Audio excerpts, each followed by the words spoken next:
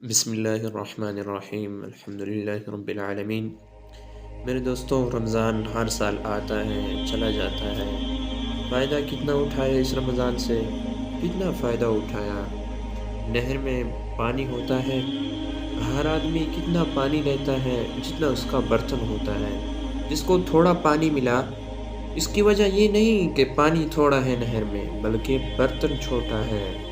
اپنی اپنی طلب، اپنی اپنی محنت، اپنی اپنی کوشش کے اعتبار سے رمضان سے فائدہ اٹھاتا ہے۔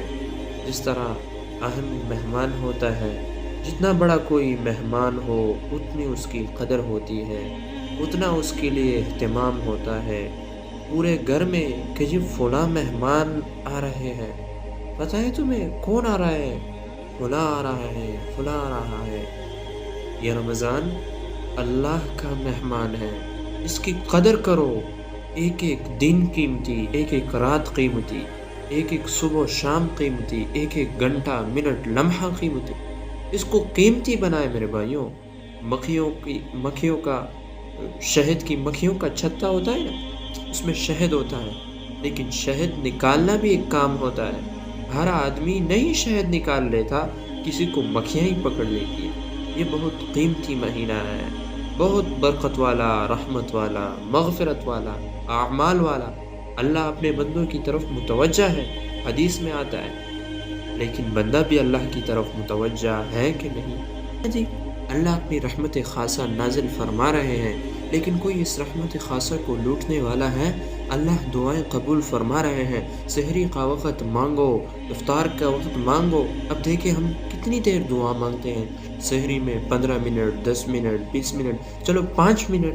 افطار کا وقت کس کا ہے؟ مانگو اللہ سے۔ جو کام پیسوں سے نہیں ہوتا، دوائیوں سے نہیں ہوتا، حکومتوں سے نہیں ہوتا، وہ کام دعاؤں سے ہوتا ہے۔ لیکن دعا کیا ہے؟ کہ اللہ کی طرف متوجہ ہو، اللہ کے سامنے ہاتھ پھیلائے، اللہ سے بات کریں، اللہ کی تعریف کریں، آپ صلی اللہ علیہ وسلم پر درود بھیجیں، پھر قرآن کی دعائیں، پھر احادیث کی دعائیں، پھر اپنی زبان میں مانگے۔ اب افطار میں آپ کے گھر میں کتنی دیر دعا کی فضا بنتی ہے؟ سحری میں کتنی دیر دعا مانگتے ہیں؟ کتنے نفل پڑھے؟ ساری رات جاگ کر بھی لوگ 2 نفل نہیں پڑھ رہے۔ اس سے فائدہ اٹھائے۔ رمضان ہے، آیا ہے اور جا رہا ہے۔ 1 روزہ ہو گیا، 2 ہو گئے، 3 ہو گئے، 4 ہو گئے، کہ 15 روزے ہو گئے۔ اس طرح کیا کہیں گے؟ رمضان کیا ہو گیا؟ ختم ہو گیا۔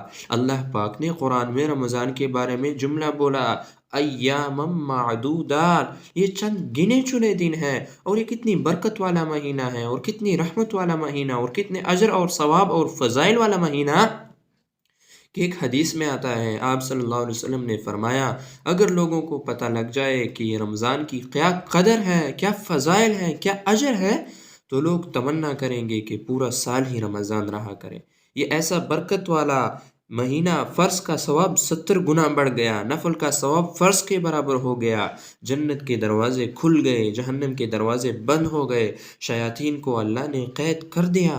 ہاں، اس رمضان سے فائدہ اٹھائے۔ نمازوں کا اہتمام، روزوں کا اہتمام، تراویح کا اہتمام۔ کتنا بڑا طبقہ ہے وہ رمضان میں بھی مسجد میں نظر نہیں آ رہا۔